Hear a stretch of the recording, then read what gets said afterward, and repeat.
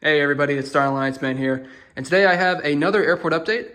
This one is going to be geared towards the Asia Pacific type of departures.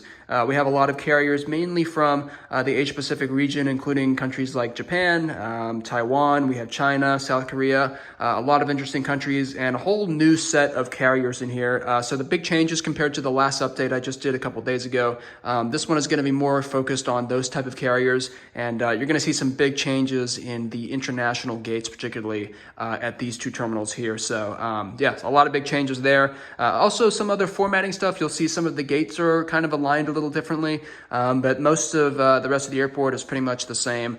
Just deciding to switch things out for a different time of the day. And so like I kind of mentioned in my last video, you know, if you have gone to an airport like LAX or some other major hub airports, particularly on the West Coast, you'll mainly see these flights departing to, you know, countries like Japan, etc. in the Asia Pacific region. They usually leave kind of in the mid, kind of late morning type of time.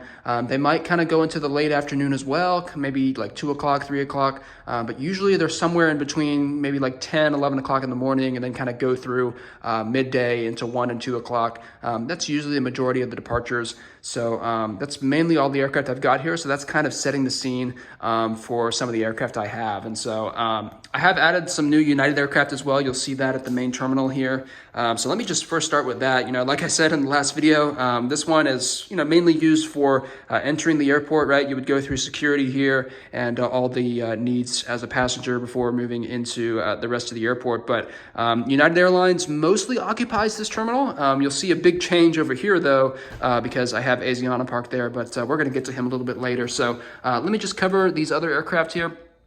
We're first going to start off with the signature A319. I just think it looks so great at this particular gate. And this is the A319 of United Airlines with a service over to Denver today. Up next, we have the United 787-10. This one will be doing a service to Tokyo Haneda. An interesting, you know, route to be doing, just because I did take a look at the schedules, and United will be serving Haneda and Narita in Tokyo in this August. So they actually will be doing, I don't know if it's one daily, but they're going to be having 2 flights at least, you know, more times than one during the week. So interesting schedules there. Anyways, this aircraft doing a service up to Tokyo Haneda. Up next, we have a 737 of United. This one is pushing back for a flight to Houston. Up next, we have a 787-9. This one was in the same position as last time, and this one will be doing a service to Shanghai today.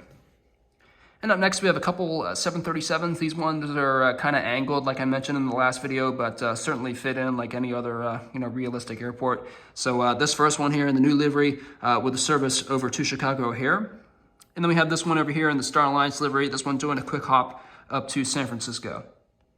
So this is the first change that you'll see from the last update. This is the Asiana 777-200. Really, first of all, a great model, kind of a little bit tricky to find, mainly because Asiana, you know, they've already made, they basically said that the A350-900 is going to probably be taking over the majority of their operations in the future.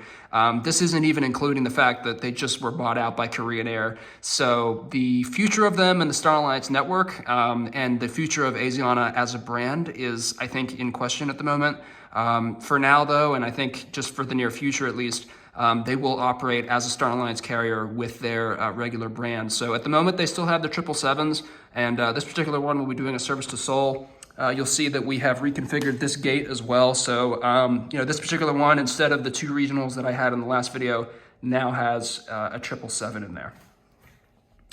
So let me move over to some more aircraft. So up next into the international terminal, we have another change. This is the Air China 777-300ER, another really cool model. This is from Aviation 400 with a service to Beijing.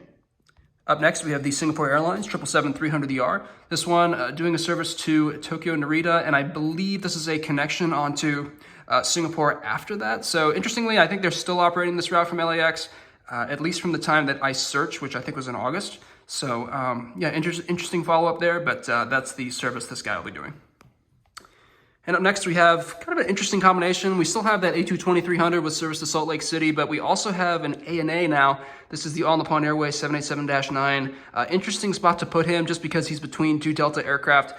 But you know, the best place to put him at this point because of how busy the terminal is. So we have the 787-9 with service to Tokyo as well. We have the Delta 757-200 with a service to New York John F. Kennedy. We have the Delta A330-900neo with a service to Tokyo Haneda as well. Here we have the JetBlue A321neo with a service to Boston. And here we have the China Southern in the really cool 787 livery. I think it's the 787th one, I believe. Yeah, I think that's what that says. It's the special livery they have on their 787-9. Really interesting and cool livery. This one going to Guangzhou in China. And up next, we have the Delta 737-800 in the SkyTeam livery doing a quick hop over to Salt Lake as well. So that's going to wrap up that terminal. We're now going to move over into the satellite concourse, as I call it.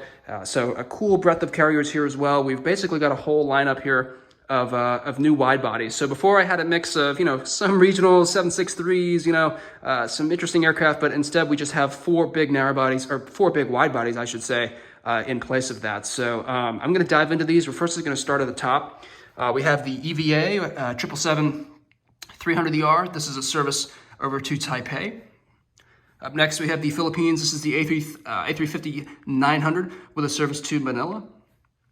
Up next, we have the China Eastern. Again, a really nice model from Aviation 400 with a service to Shanghai today. Up next, we have the Korean Air 777-300ER with a service to Seoul. Also, don't forget the Aeromexico 737-800 with a service to Mexico City, just taxiing out to the runway now. So four big wide bodies here. Yeah. So those are the big changes from the last update. So these kind of, interchange depending on the time of the day. Obviously, the airport is fairly active and it can get very full depending on the time of the day and just kind of what aircraft I want to have in there. So yeah, we have a pretty good breadth of diversity there. Same thing going on this side as well. You'll see, most of the Star Alliance carriers are going to be parked on this side just because, it's kind of aligned where United is. So those travelers can just walk over to this terminal, which is closer than having to get on the train to get to this terminal. So that's kind of how the terminal is kind of laid out. Same thing for SkyTeam carriers, although we didn't have space for all of them here. So we do have a couple SkyTeam carriers at this terminal as well. So next I'll move on to some of the more narrow bodies. Most of these haven't changed in the last one, but I do have some new destinations for them considering it's a new time of the day. We have the 737-800 of Alaska. This one will be doing a service up to Anchorage. Up next, the More to Love. This is the A321 with a service to Seattle. Up next, we have the Alaska E-175 in the Veterans livery with a service to San Jose.